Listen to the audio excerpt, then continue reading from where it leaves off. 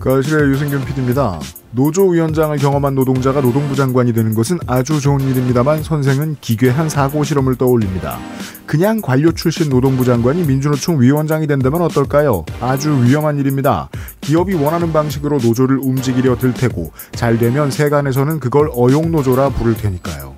가까운 미래 문화계의 문제를 지적하는 기사가 나오면 오늘의 이상평론을 기억해 주십시오.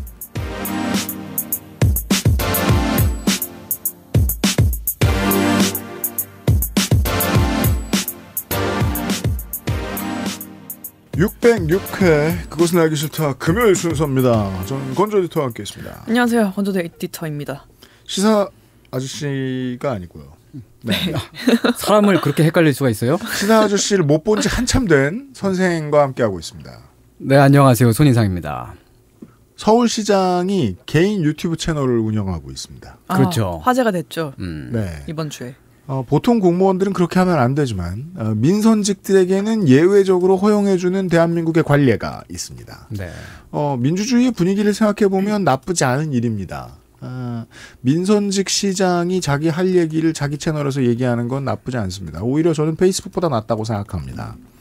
오세훈 서울시장의 채널은 오세훈 TV입니다. 제가 지금 보고 있는데 구독자가 16만 명인데 썸네일이 굉장하죠. 동영상이 1,400개 많습니다. 글쎄 많이 올렸네요. 그 전까지는 보통의 언론사 썸네일 같은 썸네일을 가지고 가다가 지난주부터 썸네일 담당자가 바뀌었는지 이게 오세훈인지 상진아비인지 상진아재인지 구분이 안 되는 수준의 극우 유튜버로 변모했습니다. 네. 차이를 잠깐 보여드리면 한 3주 전까지만 해도 서울시 감사함을 전하다가 썸네일이었어요. 네. 네. 그리고 2개월 전에는 서울시 규제철폐 100일의 여정 이런 거였는데 황학동 주방거리 오세훈이 가다. 네. 서울대 특강 Q&A. 그런데 1일 전 주적. 썸네일에 두 글자만 써 있습니다. 주적. 제목도 바뀌었어요. 제목도 그냥 주적이 누군지 말을 못합니까? 이렇게 간단하게. 네. 4일 전에는 두 글자요. 또 개딸. 제목은 더 짧아요. 참. 점점점. 그리고 5일 전에는 나라 망하는 길 하고 제목은 베네수엘라 직행열차 이렇게 써 있습니다. 윤서인 같아요. 정말 미안하지만.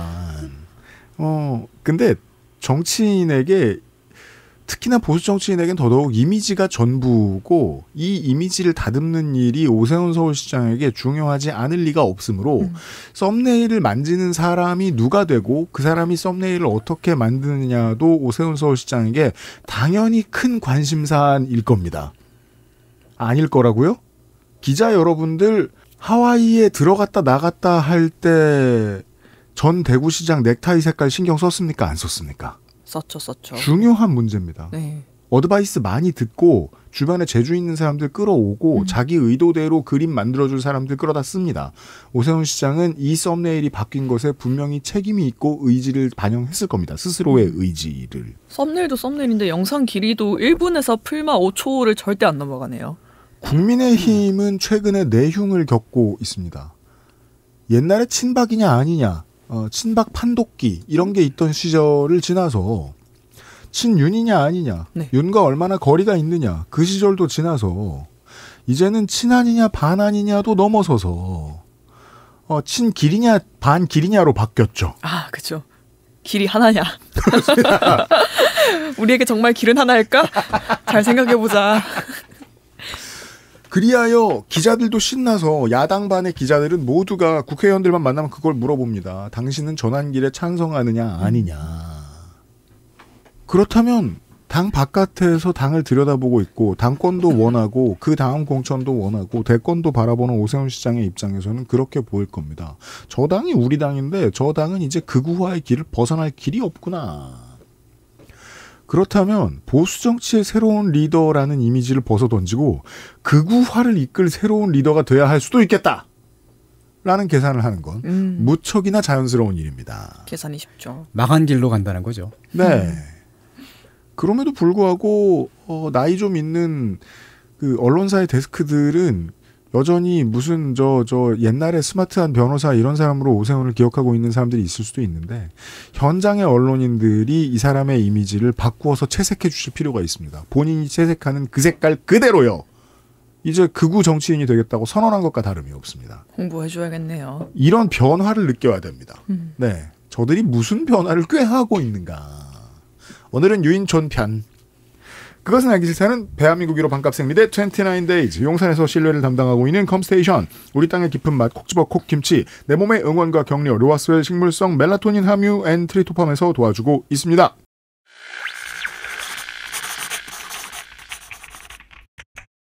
콕 집어 콕. 깔끔한 맛의 경기도 김치를 만들기 어려울 땐 콕 집어 콕. 오차 없이 지켜지는 절임 과정, 양념 배합, 저온 발효, 숙성. 정부가 보증한 전통 식품 인증 업체예요. 그러니까 김치가 생각날 땐 콕 집어 콕.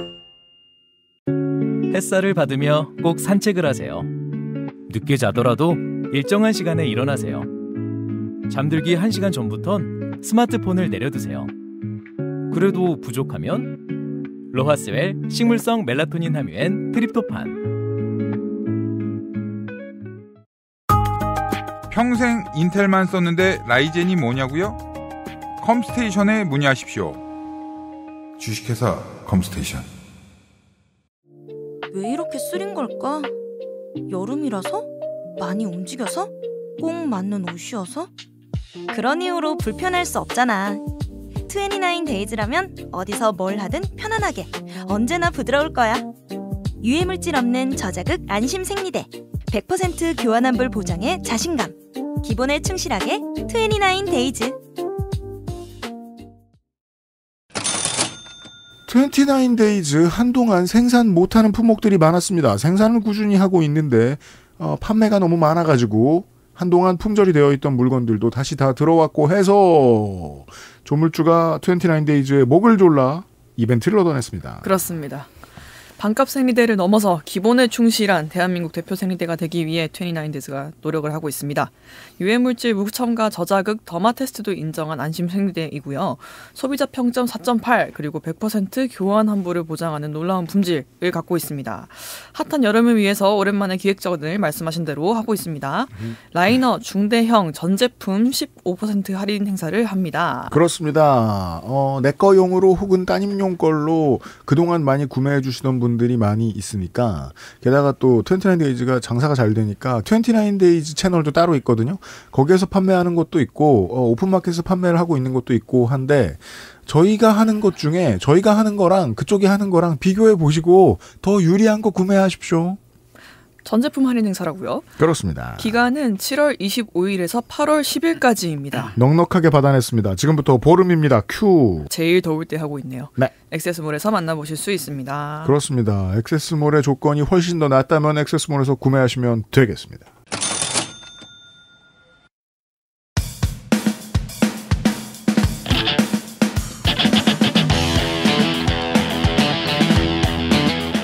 여러 가지 문제로의 다양한 접근. 이상평론.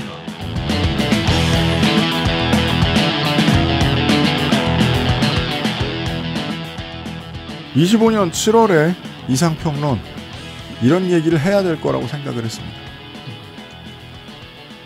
갑자기 개혁 세력이, 갑자기 반독재 세력이 오피스를 잡았어요. 권력을 잡았어요.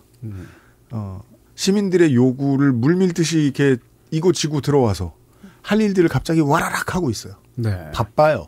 시끄러워요. 네. 와중에 재난도 있고. 정해놓은 일들 하기도 바쁜데 재난도 대비해야 되죠. 네. 문재인 정부 때도 그거 많이 했었거든요. 개혁을 하다 말고 재난 대비하는데 임기의 3분의 1 이상을 써버렸었어요. 그랬죠. 네. 이재명 정부도 앞으로 힘든 일이 많고 이미 준비한 일도 너무너무 많습니다. 주제는 뭐? 바쁘다고요. 네. 나쁜 놈은 바쁠 때 어떻게 하느냐? 나쁜 짓을 합니다. 몰래 합니다. 그런 이야기입니다. 네, 나쁜 놈들이 나쁜 짓을 몰래 하고 있는 와중에 관료 집단이 예술 일을 어떻게 망칠 수도 있다는 이야기였었습니다. 예술의 영역에서 예를 들고 있습니다. 네, 그냥 김건희 부하를 임명하느냐 마느냐가 아니라 그렇게 됨으로써 망쳐질 수도 있는 곳. 네. 예술에서의 정당성이 얼마나 있느냐에 따라서 예술가들이 일에 임하는 태도가 또 달라지고 결과물도 달라지고 그 예를 말씀드렸었는데요. 네. 세 가지 유형을 알려주셨죠. 네, 그 중에서 세 번째 유형으로 돈을 웬만큼 많이 줘도 웬만큼 하기 싫은 일, 정당성이 없는 일. 분명히 있죠. 네, 그런 단적인 예가 한국의 경우에는 지역문화재단의 일이 있습니다. 지역문화재단이라는 것이 있어요. 네, 지역문화재단이라는 제도가 한국에만 있는 매우 특수한 시스템이고 그것은 이인재와 이명박이 만들었다는 얘기를 예전 이상평론에서 말씀드렸던 바가 있습니다. 560회입니다. 네, 위에서 아래로 일방적으로 만들어 놓은 조직이기 때문에 지역 주민들을 대표하는 대표성을 가질 수 없고 네. 로컬 예술가들이 참여하지 않기 때문에 당사자성을 가지지도 않습니다. 네. 그러네요. 지역문화재단이라고 하면 왠지 지역에 뛰어난 예술을 발굴할 것 같은데 그냥 아무 데서나 막 불러오기도 하고. 그럼 지역 정당성도 없고 문화 정당성도 없고. 좀 그런 편이죠. 그래서 지역문화재단 일이 어떻게 되느냐. 혹시 청취자분들 가운데 문화재단에 지금 계신 분들은 다 알고 계실 얘기일 텐데요. 어느 지역문화재단에서든 지역 예술가들이나 지역 주민들을 직접 만나고 상대하는 부서가 기피부서입니다. 힘든가 봐요. 진짜 힘들어요.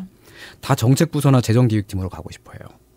문화재단인데 예술가들을 안 만나고 싶어 하는 거예요. 만나면 힘들거든요. 왜요? 바보들이라서? 아니 뭐 이제 형식적으로라도 매년마다 뭐 간담회 같은 거 해야 되고 그런 일들이 있잖아요. 그러면 거기 오시는 예술가 분들이 일단 기본적으로 분노를 탑재하고 오세요. 근데 그게 막 민원이 아닌 거죠. 항의에 가깝죠. 항의죠. 네. 기본적으로 화가 나 있고. 근데 진상 민원인이 아닌 거잖아요. 근데 아무것도 아닌 일로 항의를 하고 그러기 때문에 그걸 겪고 있는 그 직원들 입장에서는 그 직원들이 잘못한 건 아니거든요. 그러니까 되게 기빨리고 되게 힘든 일인데, 근데 그 예술가들이 괴팍한 게 아니라 우리가 뭘 할지를 왜 니들이 결정을 하느냐. 이런 생각이 깔려 있는 거예요. 한덕수 총리와 한동훈 대표가 질서 있는 퇴진을 하겠다고 했을 때 그걸 보았던 우리 시민들의 입장과 똑같습니다. 그걸 왜 좋은 비유입니다. 니들이 하고 있니? 라는. 그죠. 우리가 무슨 예술을 할지, 누가 어떤 예술을 할지, 왜 너네가 정해? 너 뭐 돼? 왜 군수가 정해? 왜 군수 밑에가 정해? 이건 다시 말하면 정당성을 못 느끼는 거예요. 그렇다면 어제 얘기하고 정말로 이어지죠. 김건희 여사 프라이빗 쇼에서 공연을 한 사람들은 그걸 모르고 갔을 수도 있지만 알았으면 얼마나 화가 났을 거예요. 그렇죠. 내가 어디서 무슨 공연을 할지 정한 놈이 있네? 그 놈이 국립국어원장이 된다고? 화가 날 수 있는 거예요. 사실 뭐 문화재단 안에는 되게 좋은 분들이 많습니다. 제가 개인적인 친분이 있는 분들도 많고 정말 선하고 올바르신 분들 많고 제가 인격적으로도 굉장히 마음에서부터 존경하는 분도 계시거든요. 까겠단 밑밥이죠. 제 친구도 있어요. 까겠단 밑밥이죠. 그렇지만 그 문화재단에 있는 구성원들이 예술가들의 대표자 혹은 당사자가 될 수는 없습니다. 그래서 지역문화재단 사업이 잘 안 될 때가 많습니다. 예술가들이 대체로 문화재단 사업에 참여하는 걸 쪽팔리는 일로 여겨요. 내가 그 집 이재용 생일잔치 축가를 왜 가? 뭐 그런 느낌이에요, 진짜. 혹은 그렇지 않더라도 그 막 창피한 정도까지는 아니더라도 명예롭게 여기는 사람은 단 한 명도 없습니다. 쉽게 말해서 어느 래퍼가 지자체에서 하는 어울림 한마당 같은 데 나오고 싶겠냐고요. 물론 진짜 극한의 예외를 존중을 담아 말하고 싶은데 모두가 피하는 이 세 번째 유형을 시장으로 보고 그 시장에서 활개를 치고 다니는 업계가 있습니다. 보통은 가장 많은 공통분모를 가진다는 건 여기서 뭐죠? 남들 다 안 가는데 이 정도 비용이면 가겠습니다 하고 가는 예술가들이 가장 많은 분야 트로트 있어요. 그 시장으로 움직여요. 저는 그 생활인들을 뭐라고 하고 싶지 않아요. 그렇죠. 다만 가기 싫어하는 대다수의 예술가들의 마음도 얘기해야 된다는 거예요. 이게 뭐 래퍼를 예로 들었지만 사실 전 장르의 예술이 그렇습니다. 그런 거 한번 잘못 나가잖아요. 그러면 흑역사로 박제돼서 한 10년 동안 떠돌 수도 있어요. 그렇습니다. 그래서 그게 그 유명한 클레멘타인 똥꼬쇼가 되는 겁니다. 그러니까 이게 예술가들이니까 본능적으로 다들 아는 거예요. 네. 여기 가서 일을 그 뭔가 하는 게 혹시라도 어떻게 뭐 그런 느낌을 다들 받는다고. 가오가 중요한 업계니까요. 예. 네. 그리고 뭐 이상적으로 말하자면 나에게 주어진 무대가 지금 이 정도라고 하더라도 네. 그것도 열심히 하고 감사할 줄 알고 그러면 그게 이상적인 거긴 한데요. 그게 되면 좋죠. 예. 근데 그렇게 생각하는 사람이 부처님급의 인격자인 거고요. 사실 사람의 마음이 다 그렇지는 않습니다. 그런데 나가는 거를 그런데라는 표현을 직접 써요. 네. 저도 듣는 말이에요. 나는 이런데 안 나가는데 그냥 많이 해요. 흔하게 해요.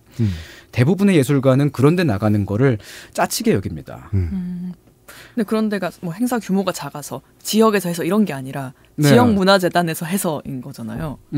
그렇죠. 그러니까 네. 행사 규모가 꽤 크고 네. 뭐 그렇다고 해도 이거는 행사를 뛰는 거지 나의 예술 활동이라고 생각하지 않는 거예요. 이게 다 물어보면 다 그냥 알바하는 거지 뭐 이런 느낌이에요. 재례로 다시 얘기를 해야 될 것 같은 게 네. 지난 한 수십 년 동안 예조가 하는 일을 잘해서 국민들에게 감동을 줬던 게 뭐가 있었을까? 저는 1번으로 떠오르는 건 홍범도 장군 유해성환이거든요. 예. 예술적인 측면과 예의로서의 측면의 조합을 처음부터 끝까지 계속 고민했어요. 예. 공군이 모시고 공군의 비행기들을 배치하는 것과 네. 그 배태랑 누가 이 마이크를 잡는가 이런 것과 나갈 때 주민들에게 인사를 드리는 예 그리고 들어와서 어디에 모시는지에 대한 예 이 모든 것에 있어서 중앙아시아의 동포들과 카자흐스탄 입장에서 전혀 불만을 느낄 수 없을 정도로 잘 만들어냈고 그걸 보는 사람들도 자긍심을 느낄 수 있게 만들었어요. 미학의 영역이죠. 네, 이게 예의와 예술이 만나는 지점이거든요. 네. 예술과 예의가 만나는 지점에서 공연 행사 같은 거 할 때는 무대 구성. 네. 엄청 중요해요. 연출하는 거. 네. 의전까지는 필요도 없어요. 무대 구성이 잘 돼 있죠. 그러면 충분한 예의를 받고 내 작품을 펼치는 듯한 기분이 들어요. 관련돼서 좋은 예로 들 수 있는 최근의 연예 기사로는 천안시가 마련한 이 대중음악 행사에 가수 이무진 씨가 가서 개홀대를 당한 사례가 있었어요. 네. 예. 스태프들이 그 리허설 하는데 막대해가지고 여기에 팬들이 분노해서 이 문제를 공론화를 시키거든요. 네.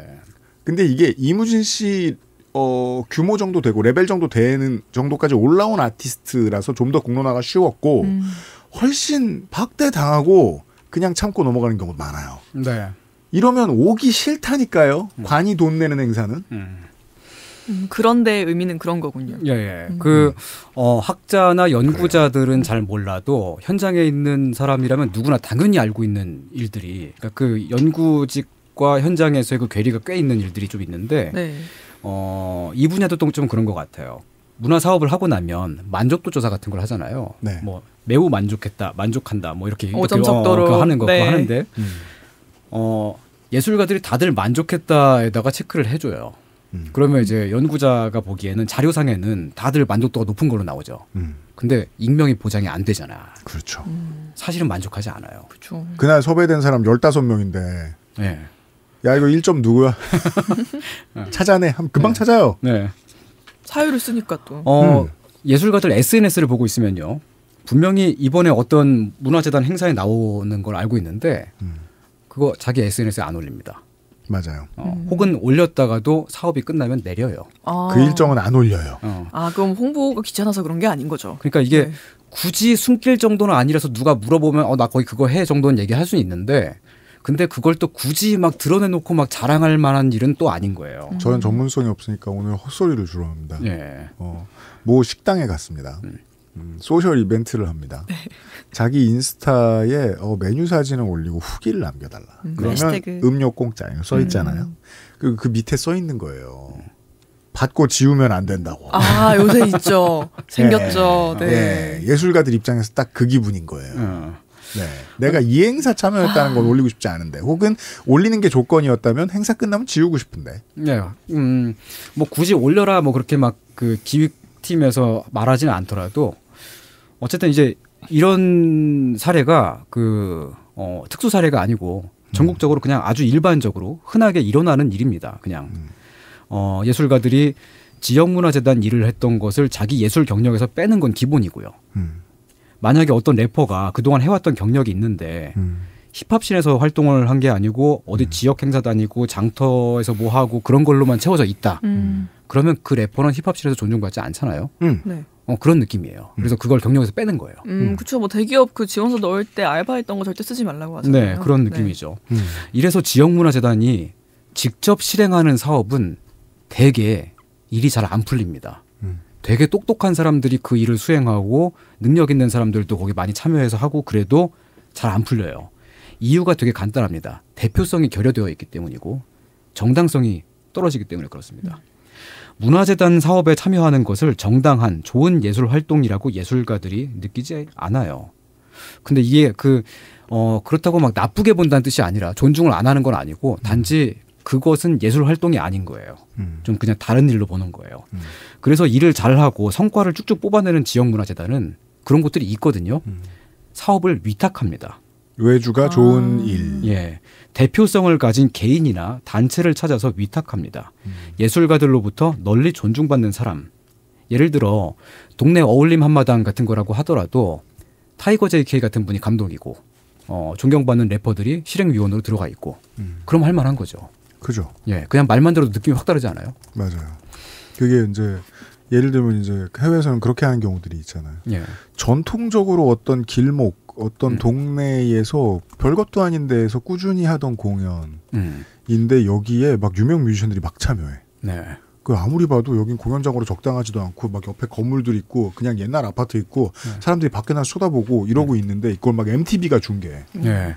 그런 데 있어요. 맞아요. 그런 전설적인 게 있을 수도 있어요. 뉴욕의 블락파티 같은 것들인데 그러면 자생적으로 크죠? 네. 그럼 관공서에서 돈을 내줍니다. 그냥. 그냥 주기만 해요. 네. 주기만 해요. 네, 주기만 해요. 그게 사실 되게 좋은 형태예요. 그래서 그 문화재단이 하는 사업들 중에 여러분 이게 하나의 팁인데 네. 포스터를 딱 보시면요. 후원 무슨 문화재단 이렇게 써 있는 건 대부분 좋아요. 되게. 로고가 작게 위치해 있을수록. 근데 그게 네. 후원 아니면 주체까지는 괜찮아. 근데 주체하고 주관까지 그 주관사 이름에 문화재단 이름이 들어가 있으면 네. 대부분 이상해요. 그러면 꼭 그 앞에 5분을 도지사가 떠듭니다. 그러니까 네. 나와가지고. 네. 지역문화재단이 스스로 이제 그 나름대로 그 내부의 원칙이 있어요. 그 안에도 이제 이 지역문화재단이란 이 구조를 어떻게든 좋은 방향으로 끌고 가려고 노력해왔던 되게 좋은 분들이 계시기 때문에 그래서 만들어진 원칙들이 사업에 개입하지 않는다. 직접 실행하지 않는다. 뭐 등등등 나름의 원칙이 있는데 이렇게 하면서 스스로를 중간 지원 조직이라고 정체화한 것은 예술에 대한 불간섭의 도덕률 같은 것 때문이 아니고요. 이 시스템 자체가 사업을 직접 실행했을 때 되는 일이 없기 때문에 네. 그래서 철저히 실무적인 경험에 의해서 그렇게 된 겁니다. 저는 이게 DJ의 문화예술 정책의 아젠다. 네. 지원하되 간섭하지 않는다의 가장 올바른 해석이라고 생각해요. 예. 네. 그걸 잘못 해석하면 또 이상하게 되거든요. 그러니까 이건 네. 그 어떤 뭐 윤리 도덕이 아니고 네. 실무. 예. 그 간섭하면 이상하게 되니까. 네. 특히 예술은. 네. 그런데 그 위탁도 잘 못하는 데가 많습니다. 가장 안 좋은 경우가요. 지자체장이 구조적으로 문화재단장을 겸임하는 데가 있는데 네. 그러면 지랑 다를 바 없는 놈을 꽂아요. 그래요. 우리 마포구에 행사하면 계속 김은국 씨 나오잖아. 아, 돌아버리겠어 진짜. 지자체장이 인사권을 직접 발동하잖아요. 그러면은 그 문화재단 안에 네. 정말 훌륭한 그 능력 있는 직원이 있어도 시키는 것만 하게 되고 대부분 이상해져요. 결과가.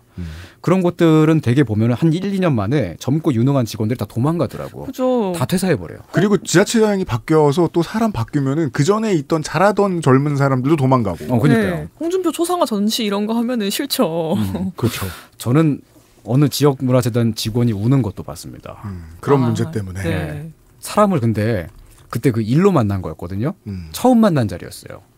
처음 만난 자리에서 울더라고. 세상에. 여간 속상하셨나 보네요. 네. 아이고. 근데 그보다 더 안 좋은 경우가 있습니다. 가장 안 좋은 경우보다 더 안 좋은 경우가 있습니다. 뭡니까? 지자체장이 문화재단장을 겸임하는데 국민의힘이에요. 지금 지역문화재단장을 지자체에 같이 해요. 네. 근데 지금, 그게 네. 국민의힘이에요. 지금 인스타그램 해시태그가 계속 붙고 있어요. 그러면은 네. 야 요즘에 AI가 핫하다던데 네. 그러면은 이제 AI 한 마당 만들어보자 이렇게 시키거든요. 그런 거 이상한 거 시키면은 그럼 진짜로 막 각소리 불러다가 막 꽹과리 치고 지역 특산물을 깔아놓고 막 근데 꽹과리에 AI라고 써놓고 막 그래요. 이런 거 안 할 것 같죠? 진짜 하거든요. 말도 안 되는 이상한 거 시키면 그런 거 하게 돼요. 맞아, 뭐 무슨 스크린 같은데 앞에 서가지고 가만히 있으면 그 특산물 안에 내 얼굴 합성돼가지고 네, 뭐 그런 거 나오고. 네. 지역 행사들 중에 이상한 거 되게 많잖아요. 그런 곳들입니다. 그러면은 그게 그 행사가 그 지역의 문화적 자긍심을 주긴커녕 촌스러워서 보기 싫고 막 그런 거. 이무진 씨가 그 일을 당한 거기도 그건가 보네요. 그게 국힘이에요. 그리고 지자체장이 문화재단장을 겸임하는데 국힘인 경우보다 더 안 좋은 경우를 제가 최근에 봤는데 뭔데요? 그게 국민의힘 지자체장이 죄를 짓고 잡혀갔어요. 네. 그래서 그 밑에 있는 관료가 대행을 하고 있습니다. 한덕수 타입. 네. 그러니까 어차피 시장 대행은 지역문화재단장도 같이 해야 되니까. 예. 그렇죠. 그걸 대행이 하고 있는데 국민의힘이 꽂아놓은 그 대행이. 네.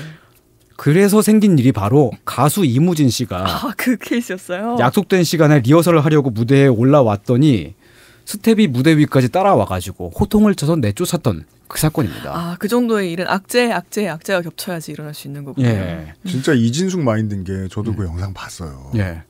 아니 기다리는 관객들이 보고 있는데 그렇게 해요. 그러니까 깜짝 놀라지 않았어요? 미친 사람인가 봐. 그리고 이제 UMC님도 음악 뮤지션 출신이고 네. 저도 그러니까 이제 잘 이해하실 텐데 뮤지션들이 아무리 공연을 많이 했어도 네. 그 공연하기 직전에 진짜 신체적으로 반응이 와요. 그 얼굴 하얗게 되고 떨려요. 그러니까 네. 그 떨리는 게 이제 손바닥에 땀 흥건하게 나고 그러니까 되게 많이 예민해져 있는 상태일 수밖에 없거든요. 근데 거기서 그런 일을 한번 겪으면 바로 공황 옵니다.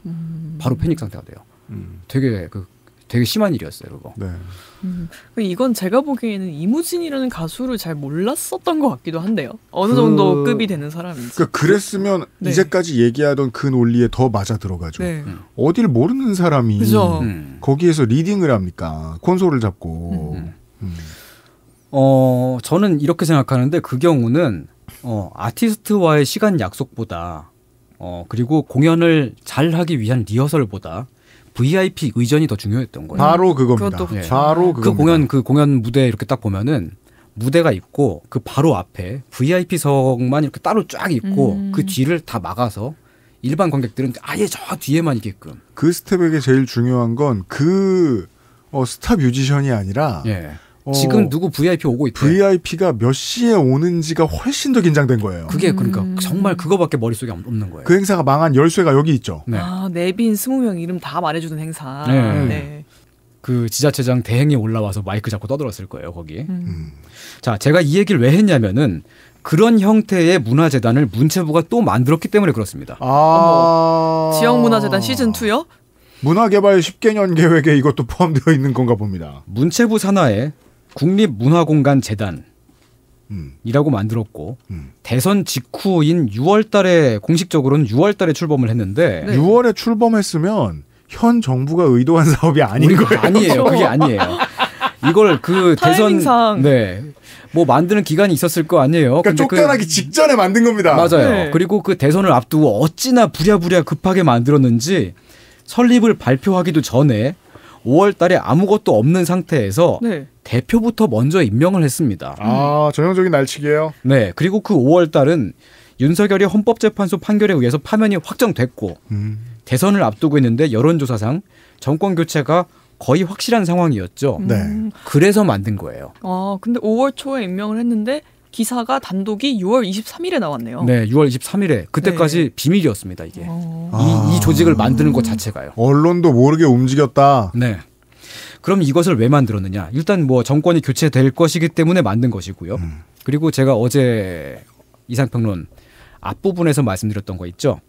이미 올해 2월 달에 국립예술단들을 통합해서 거기다가 이제 자기 사람 하나 심어 넣으려다가 실패했다 그랬잖아요. 그래서 만든 겁니다. 그것의 대체제예요. 알박기를 못해서 알박기 전용 재단을 하나 또 만들었다. 그렇습니다. 야 이게 어제 거랑 이렇게 연결되는구나. 예, 정권이 교체가 되더라도 네. 국립예술단체들 혹은 기관, 시설들을 컨트롤하고 싶어하는 나쁜 놈들이 있고 이재명이 대통령이 되더라도 비를 피할 수 있는 형태로 앞으로도 컨트롤하겠다라는 느낌으로 만든 겁니다. 야. 부처 산하의 재단 형태로 만들고 그러면 거기다가 또 대선 직전에 미리 대표를 임명을 해두면요. 네. 웬만해서는 대선 끝나고 나서 대통령이 이런 데까지 터치하지는 않거든요. 왜냐하면 다른 할 일이 많으니까. 그렇죠. 특히 문학에는 뭔가 되게 다급한 이슈가 있는 데는 아니잖아요. 지금은. 네. 그렇게 해서 이제 아무것도 없는 상태에 일단 대표부터 임명을 해서 만들어진 그 사람은 물론 문체부 관료 출신이고요. 네. 이분이 경력이 되게 화려한 분이세요. 아 그래요? 이분에 대한 것도 조사를 하셨군요. 예. 최순실 정부 시절에 네. 너는 박근혜를 지지하는구나. 그럼 돈을 줄게. 한국어 회화 같군요. 너는 세월호 참사를 애도하는구나. 그럼 너의 예술 활동을 방해할게. 아 화이트리스트, 블랙리스트. 이 두 가지를 매우 적극적으로 직접 지시하고 실행하고 조윤선 장관에게 경과 보고를 직접 한 사람입니다. 그 일에 대한 경과 보고를 받고 위에다가 경과 보고도 하고 했다는 이유로 조윤선 장관은 감옥에 갔다 왔거든요. 그렇습니다. 당시 예술국장이었네요. 예. 당시 블랙리스트 부역자들 중에 문체부 직원들 가운데서는 처벌받은 사람 흔치 않습니다. 아 근데 이 사람은 처벌까지 받았나 봐요? 혐의가 너무 뚜렷했거든요. 아. 근데 이제 감옥에 갈 정도는 아니고 네. 징계를 받았습니다. 그 사람을 완전히 속아내지 못했었기 때문에 문체부에 남아 있었고 그 사람이 국립문화공간재단이라는 신생재단의 대표자가 되었습니다. 이 국립문화공간재단은 아직은 여기 마포구에 있는 당일리 문화창작발전소 하나만 가지고 있습니다. 그 다음에는 예전 서울 기차역이었던 서울역 앞에 구역사 있지 않습니까? 네. 네, 그 문화역 서울을 가져갈 예정이고요. 아이고. 그 다음에는 서계동 국립공연예술센터가 예정되어 있고 하나씩 잡아먹네요. 그 다음에도 하나 둘씩 문화 관련 시설들을 빨아들일 예정입니다. 여기가 신설될 국립문화예술시설의 전문 운영법인이래요. 네, 그럼 신설될이라는 것은 네. 앞으로 새로 만드는 것을 뜻하기도 하고 네. 여기 지금 말씀드리면 당일리 문화창작발전소 원래 있었습니다. 네. 근데 지금 그 리모델링해서 재개관한 거예요. 아, 그것도 포함이에요. 포함. 네. 그 다음에 이제 서울역 문화역 서울 여기도 재개관하면은 포함. 서계동 국립공연예술센터도 곧 열릴 것이기 때문에 포함. 그럼 지금 다른 데들도 다 그 재개관한다고 해가지고 감염시킬 수 있는 거네요. 예, 또 하나의 이슈가 있죠. 유인촌 장관이 네. 국립예술극단, 예술시설들, 뭐 그 서울예술단 등등을 지방으로 이전시켜야 한다는 이야기를 계속하고 있습니다. 거기 재개관을 해야 되는 거잖아요. 네, 그거는 이제 명분은 이래요. 당연히 그 지역 균형 발전을 위해서인데 그렇게 네. 하면서 구조가 바뀔 거거든요. 네. 그러면 그 국립예술기관 시설들이 모두 이 재단의 산하에 들어가게 됩니다. 신설로 그럴 카운트. 예정으로 만든 것이에요. 그리고 나서 이 기관의 독립성을 인정한다는 법령만 들어가면 네. 네.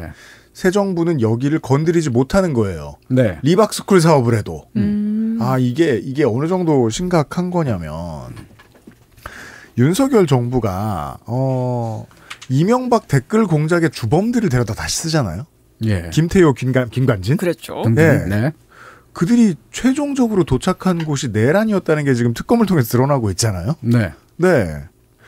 그런 거랑 비슷한 사례예요. 예. 사실상 문체부의 조용한 내란이라고 볼 수 있습니다. 네. 근데 이걸 지금 언론이 보지 않는 틈을 타서 다 하고 있다. 예. 앞으로 말이죠. 이제 이런 국립기관 시설들을 운영하는 예산은 국회에서 승인을 해서 국회가 우리가 낸 세금을 이제 그 기관들로 보내잖아요. 정확히 이제 문체부로 일단 보내죠. 네. 그럼 문체부가 그 기관 시설들로 내려보내는 게 아니라 중간에 뭐가 하나 더 생기는 거예요. 국립문화공간재단이라는 이 구조를 한 단계 거치게 됩니다. 그렇게 되는 거군요. 불필요한 구조죠. 네. 이게 왜 있느냐면은 이 밑으로 문화예술 관련 기관 시설들을 하나둘씩 밀어넣고 거기에 들어가는 돈줄을 틀어막기 위해 혹은 통제하기 위해서 있는 것입니다. 안타깝게도 현재 국회는 할 일이 너무 많아서 자세히 들여다보지 못할 수도 있습니다. 실제로 7월 초에 문체부가 추경을 요구한 항목에 보면 7월 초에 그 문체부가 추경 요구했다고 했지 않습니까? 자세히 들여다보면 그 항목에 당인리 문화창작발전소 추가 예산이 들어 있습니다. 네. 그거 당인리 예산 아닙니다. 문화공간재단이라는 이 신생재단의 예산입니다. 그 돈을 쓸지 말지 어디에 얼마나 쓸지 그리고 누구에게 쓸지는 최순실 때 적극적인 블랙리스트 부역자였던 우상일 대표가 판단하게 되어 있습니다. 그러네요. 와, 당장 이거 지금 막기도 쉽지 않아요? 그렇죠. 되게 애매하죠. 어떻게 건드려야 될지 애매하죠. 그러네요. 이 문제를 꿰뚫어 볼 수 있을 만한 사람이라고 보이는 사람이 별로 없어요. 그러네요. 강유정 의원. 강유정 의원은 지금 대통령실 가버렸고, 예. 있다면 지난 위원장인 전재수 의원은 근데 다른 데 갈 예정이고, 예. 양문석 의원 정도 보이는데, 사실 뭐, 문화관광위원회가 이제 문화예술 관련 그리고 혁신당의 그 김재원 의원 딱 두 사람 정도밖에 안 보이네요. 예, 김재원 의원이 가수 출신이니까 좀 더 자세히 들여다볼 수는 있겠죠. 그 문광위에 그 체육 쪽에서 계셨던 분들은 되게 전문성을 많이 발휘하시고 그러는데 네, 문화예술 쪽에서 이렇게 오신 분들이 사실 많지 않기 때문에 네. 그러니까 문체부가 내란 이후에 그 내란 세력의 개혁을 피하기 위한 내란 세력의 우산 같은 것을 만들었는데 네. 그 후예들의 그게 지금 우산이 아니라 거대한 성체가 되어가고 있는데 몰래. 네. 자, 이걸 당장 견제하기가 쉽지가 않다. 네, 언론사에서도 거의 못 다루고 있네요. 문제 삼는 게 국민일보 정도? 예. 기사 진짜 없어요. 네. 네, 국립문화공간재단 검색했을 때 올해 전체 기사가 14개예요. 예.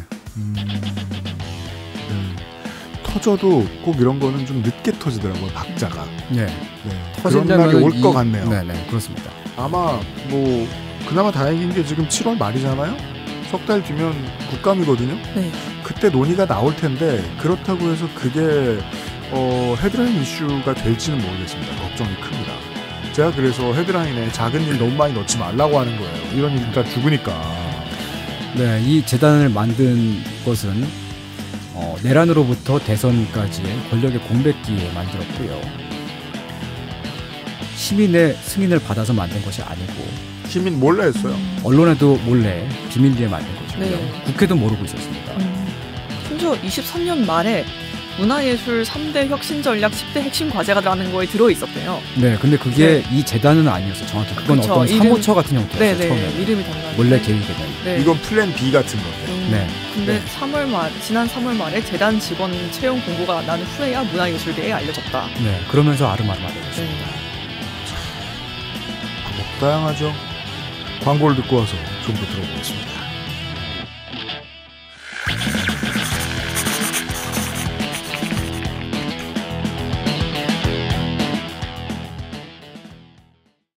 콕 집어 콕. 식구가 많아도 나 혼자 살아도 김치는 콕 집어 콕. 시원한 백김치, 감칠맛의 갓김치, 아삭한 총각김치. 무게도 포장도 원하는 만큼 다양해요. 그러니까 김치가 생각날 땐 콕 집어 콕. 하루 종일 부드럽다. 사계절 내내 산뜻하다. 성분이 좋으니까. 유해물질 없는 저자극 안심생리대 29데이즈. 내장 그래픽을 갖춘 안정적인 CPU. GPU에 가장 적절한 메인보드. 하드디스크만 써본 분들은 상상조차 하기 힘든 속도의 M.2 SSD. 기능성과 디자인을 모두 충족하는 케이스까지. 이달의 PC로 빠르게 구매하실 수 있습니다. 010-8279-5568. 원하시는 다른 어떤 사양도 대처할 수 있는 컴스테이션에 문의하셔도 좋습니다. 주식회사 컴스테이션. 밤의 호르몬으로 불리는 멜라토닌, 스트레스 완화에 도움을 주는 마그네슘, 세로토닌 생성을 돕는 트립토판. 이 모든 걸 하나로. 로하스웰 식물성 멜라토닌 함유엔 트립토판. 다음번에 김민아가 올 때 지금 광고할 것에 이런 말 하면 안 되지. 네. 후기를 좀 들어보도록 하겠습니다. 네. 잠이 오지 않는 이유 요새는 따져볼 게 많죠. 더워서도 있고. 더워서 잠 안 오고. 피곤한 거야 늘 피곤하고. 네. 근데 어쨌든 따져봐도 잠이 오지 않는다는 건 똑같습니다. 그렇습니다. 그러면 뭘 바꿔야 될까요? 낮과 밤의 패턴을 조절하는 밤의 호르몬으로 불리는 멜라토닌을 먹어보면 어떨까요? 멜라토닌. 근육 이완과 스트레스 완화에 도움을 주는 마그네슘, 멜라토닌과 세로토닌 생성을 도와준다는 트립토판, 이 세 가지가 한 방에 들어있습니다. 로아스웰 멜라토닌에는 트립토판, 토마토 50만 개에서 단 1kg만 추출되는 귀한 식물성 멜라토닌을 사용했고요. 동종 제품 최고 수준의 일정당 2mg의 멜라토닌이 들어가 있습니다. 잠들기 1시간 전에 물과 함께 섭취하면 일상을 편안하게 마무리할 수 있다는 소문이. 네, 조물주는 직접 경험해보진 못한 것 같고 저는 세상 못 자는 사람인데 한 50% 정도의 확률로 1시간 뒤에 잠들 수 있었습니다. 그리고 2시간 내로 잠들 확률은 극히 높아집니다. 한 75% 되는 것 같습니다. 여러 번 말해서 지겨우시겠지만 새벽 2시 이전에 잘 수 있다는 게 저한테 얼마나 큰 축복인지 모르겠습니다. 부작용은 아직 모르겠습니다. 로아스웰 멜라토닌 함유 트립토판 액세스몰에 있습니다.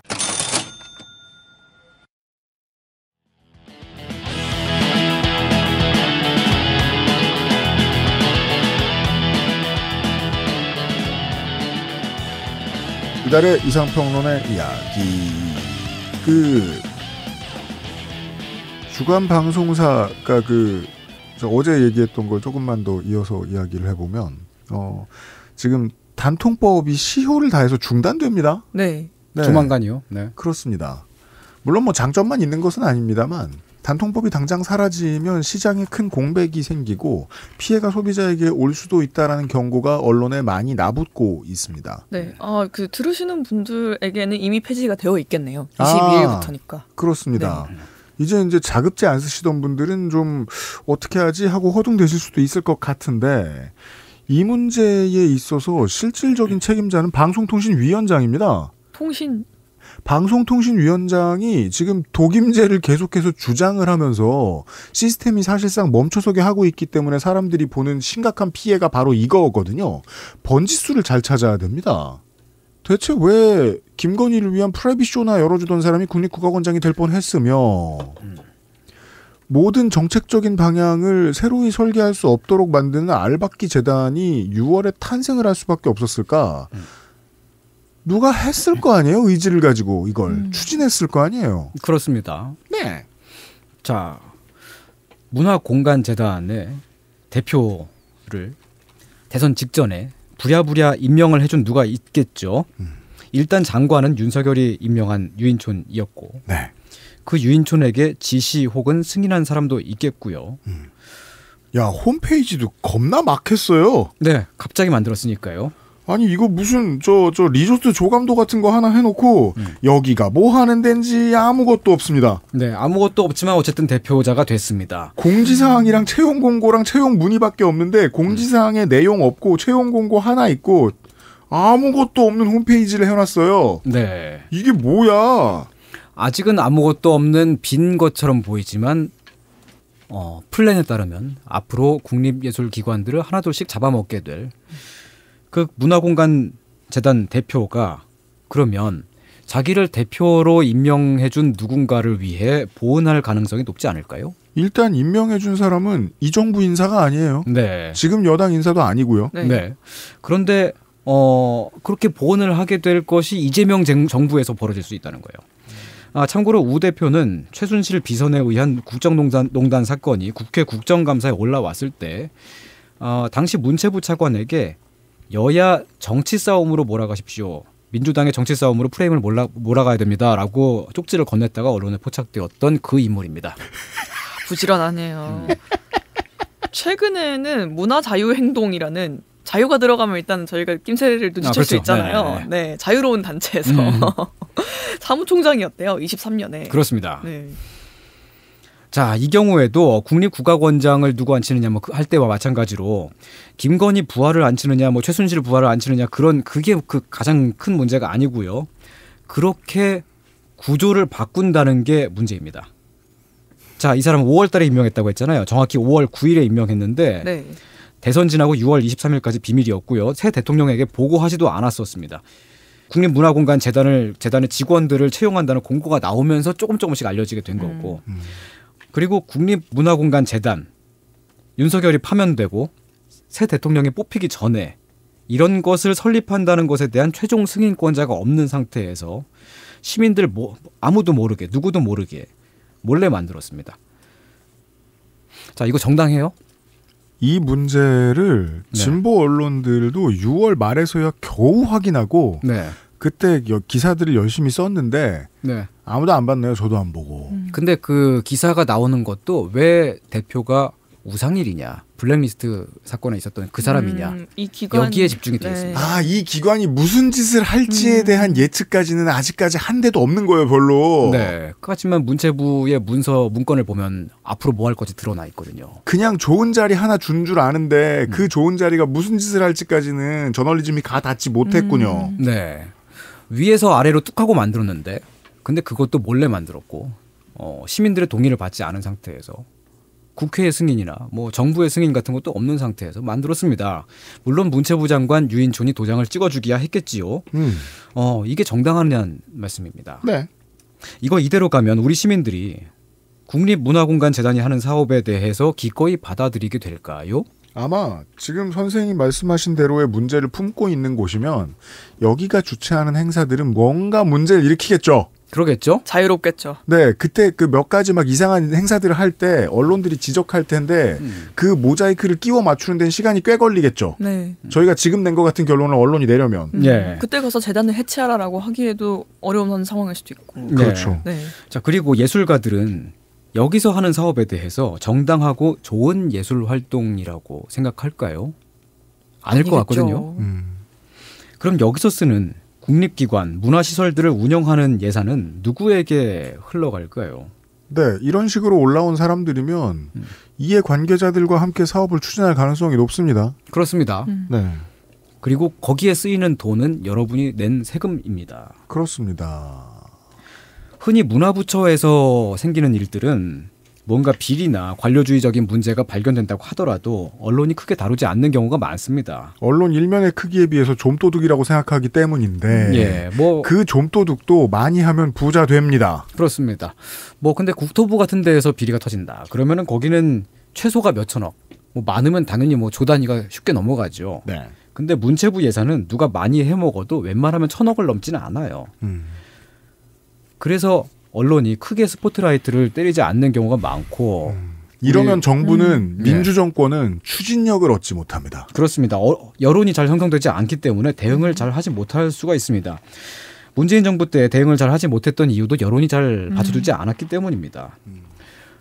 여러분 사실 솔직히 블랙리스트 사건 어떻게 되고 있는지 그렇게 크게 관심을 갖지 않았잖아요.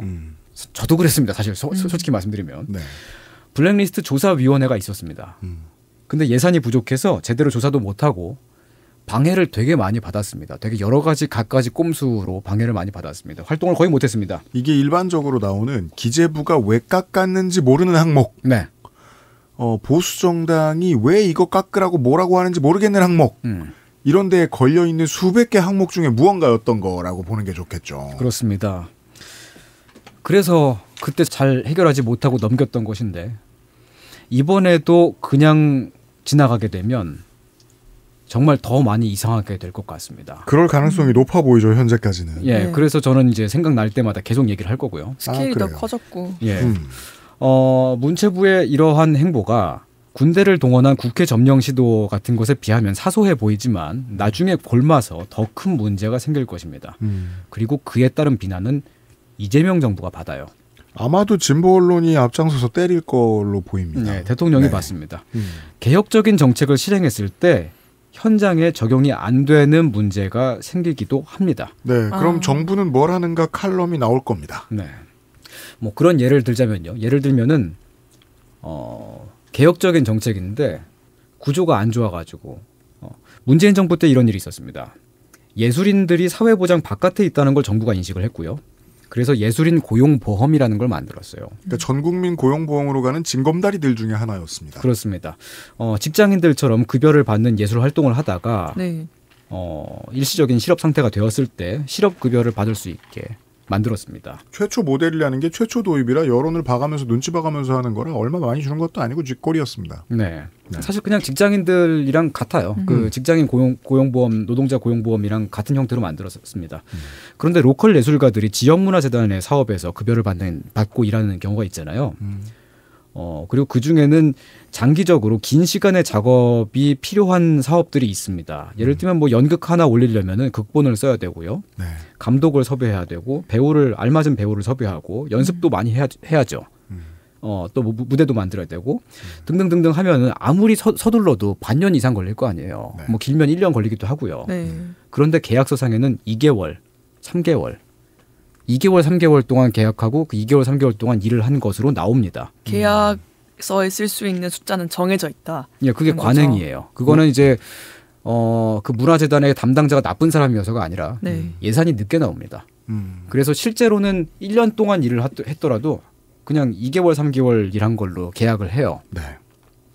그리고 그 전에는 돈 안 받고 계약서도 없이 일을 하다가 나중에 2개월, 3개월 계약 기간에 몰아서 받게 되는 뭐 이런 구조입니다. 이 부산국제영화제 관련해서 저희 방송에서 한번 다룰 때 알려드린 적이 한번 있었던 걸로 기억을 합니다. 네. 실제로는 1년 내내 준비하는 사람들도 많은데 네. 그 사람들도 그때 기간에만 돈을 받을 수 있다. 네, 맞습니다.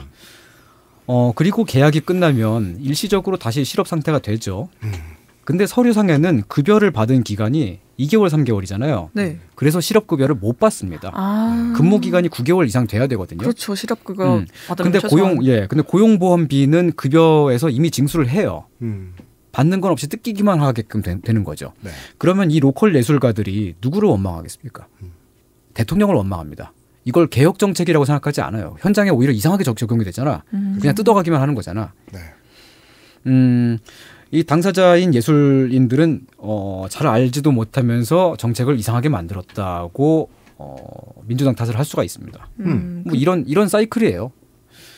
사실은 지역문화재단에서 예산이 늦게 나오고 예. 네. 그 구조 그런 자체에 것들 문제가 때문에, 있는 것인데 네. 네. 사실 그 구조 자체가 시정되지 않은 상태로 진보적인 개혁 정책을 만들었을 때 그 개혁 정책은 아래에 있는 현장까지 정확하게 적용되지 않게 되는 것입니다. 그렇습니다. 오히려 부작용이 생길 수도 있는 것이고요.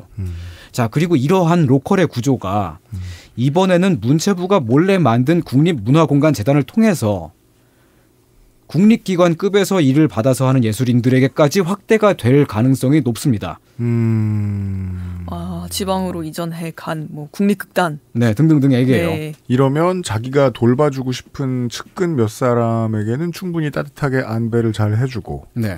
그리고 예술인들이 이 정권을 미화하게 만들 만큼 충분히 잘못된 정책도 펼칠 수 있게 하고 함정도 파놓고 여러모로 이득이 돼요.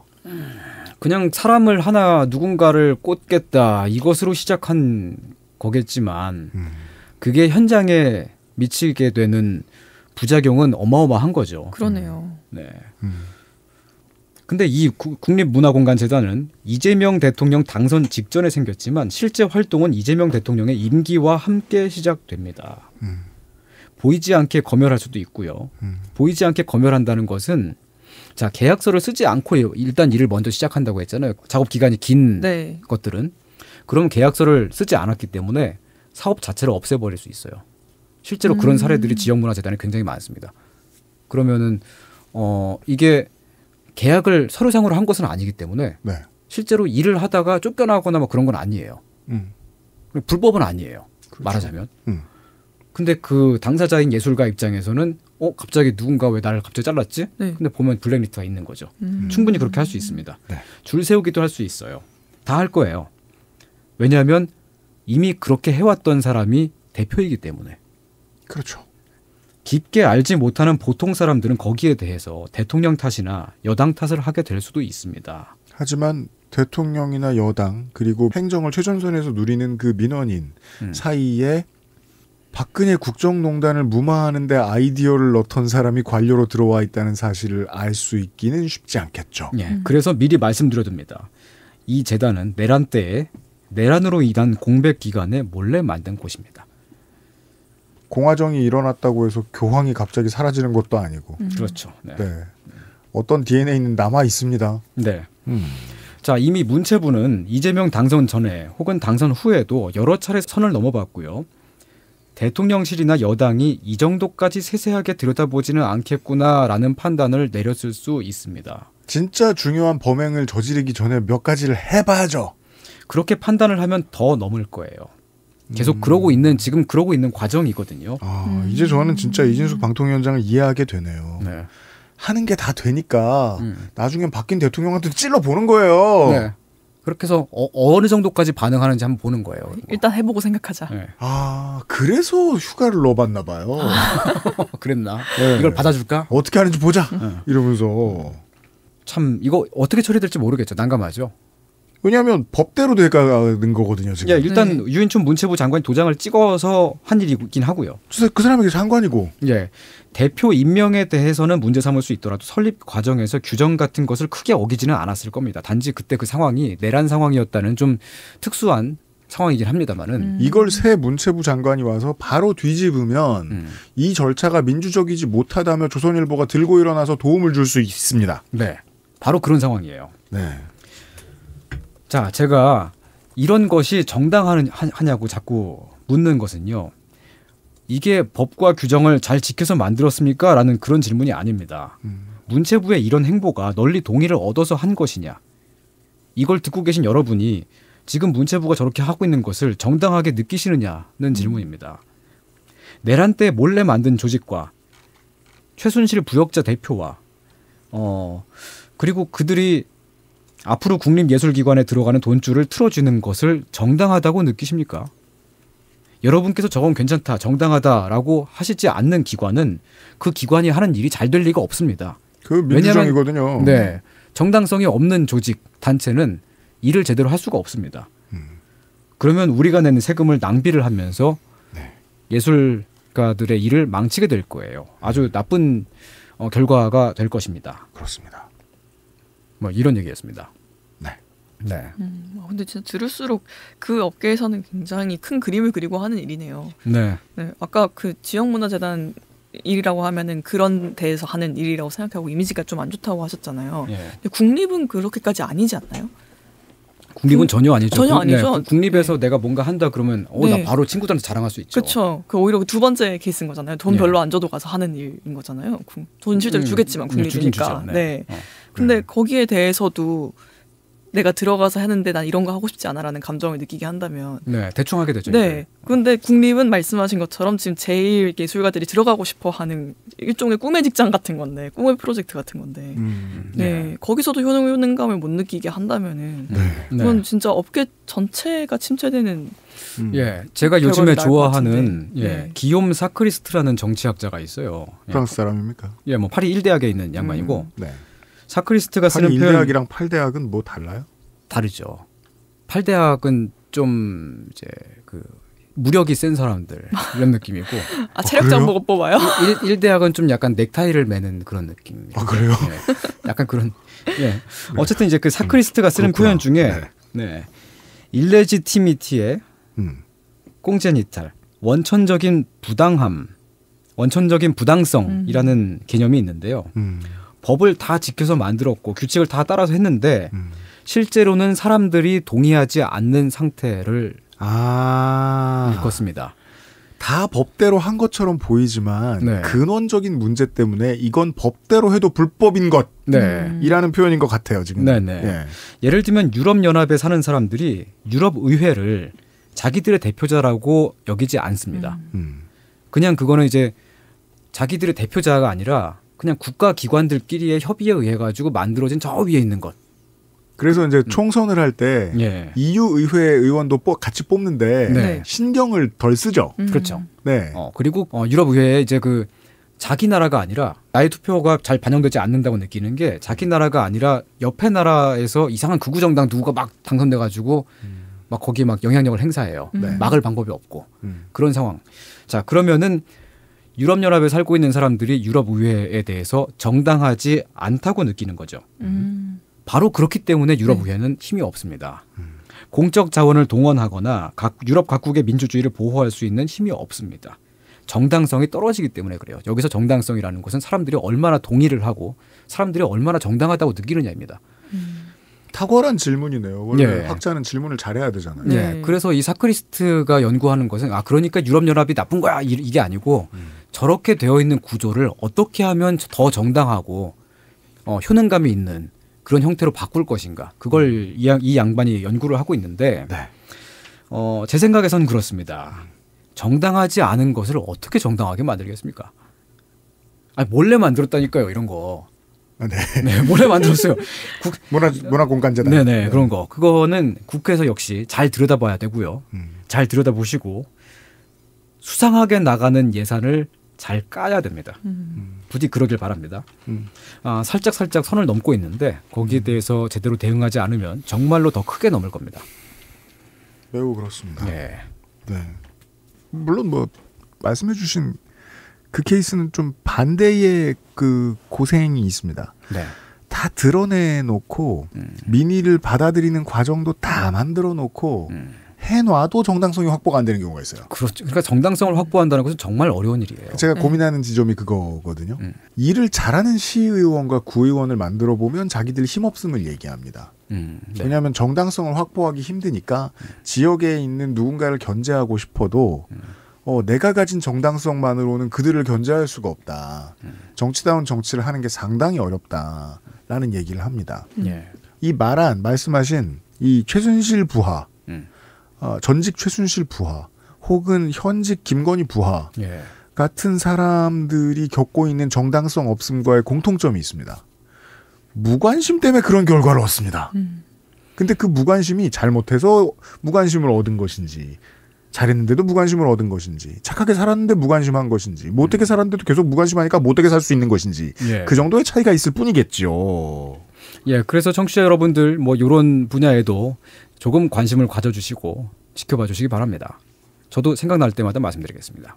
네, 예술인들이 블랙리스트 얘기하고 이무진 씨가 겪은 작은 불쾌한 에피소드 수준이 아닌 더 큰 문제들도 불거질 텐데 이걸 점을 연결할 수 있어야 될 텐데 우리가 그러자면 관심이 있으면 좋겠죠. 관심이 있어서 막아지는 것들도 있거든요.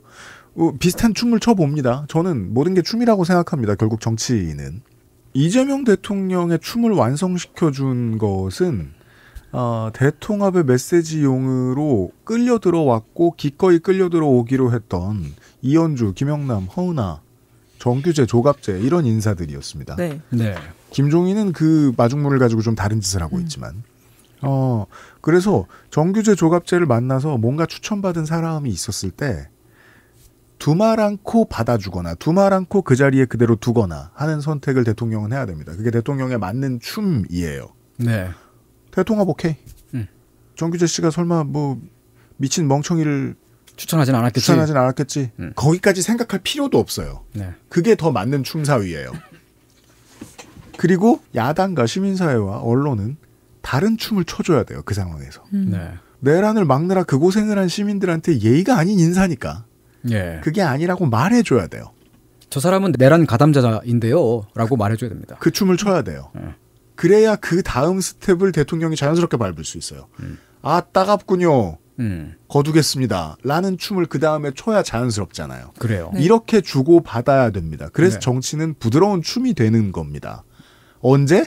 사람들이 볼 때.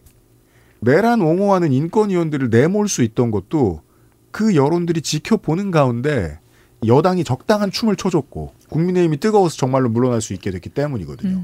국민의힘은 국민의힘대로 부드러운 춤을 춘 겁니다. 왜? 우리 그런 사람들 아직도 인권위원회에 집어넣을 의지가 있어요. 그러니까 윤어게인 외치시는 분들도 자유통일당 가지 말고 여기로 모이셔야 돼요. 라는 말을 해야 되는 타이밍이거든요. 중요한 춤의 소재는 무엇? 봐주는 사람. 봐주는 사람이 없으면 모든 예술 공간을 다 잡아먹는 춤을 추는데 이 불합리한 걸 막을 사람도 없고 막는 춤을 춰줄 사람도 없고 반대의 목소리를 내주는 춤을 춰줄 사람도 없고 아직은 저 혼자 춤추고 있습니다. 그렇습니다. 선생님이 봐줘야 된다. 네, 선생님이 봐줘야 됩니다. 저의 외로움을 달래주십시오. 네, 제가 잘해야 됩니다. 많은 분들이 이 이야기를 퍼뜨리실 수 있도록 도와드려야 되겠습니다. 문화예술의 형태로 내란이 지속되고 있다는 사실을 선생과 함께 알아보았습니다. 2025년 7월에 이상평론 시간이었고 이상평론으로 라이브를 어떻게 하는지에 대한 경론이 오가고 있습니다. 잘 안 될 것 같습니다. 고민이 많습니다. 하지만 해보긴 할 텐데 첫 방에 올인한다. 네. 네, 바로 삭제할 겁니다. 두 분이 춤을 잘 추시는 걸로. 네, 공언하겠습니다. 저희는 최선을 다하겠지만 청취자 여러분들의 춤이 있잖아요. 저 새끼 당장 내려놔. 라고 많은 민원을 넣어주시면 손가락 춤. 네, 저는 손이상 앞에서는 못 이기는 척하며 기쁜 마음으로 날려버릴 겁니다. 하지만 그 전까지는 최선을 다해 준비할 것입니다. 저도 최선을 다하겠습니다. 네, 다음 달에 이상평론을 기다려주십시오. 금요일에 그것은 알기 싫다를 마무리하도록 하겠습니다. 내일 이 시간에 다시 보이는 베타 버전 그것은 알기 싫다 용산구의 진짜 이야기들로 돌아오도록 하겠습니다. 심성수 장과 함께 오죠. 토요일에 만나요. 고맙습니다. 감사합니다. 고맙습니다.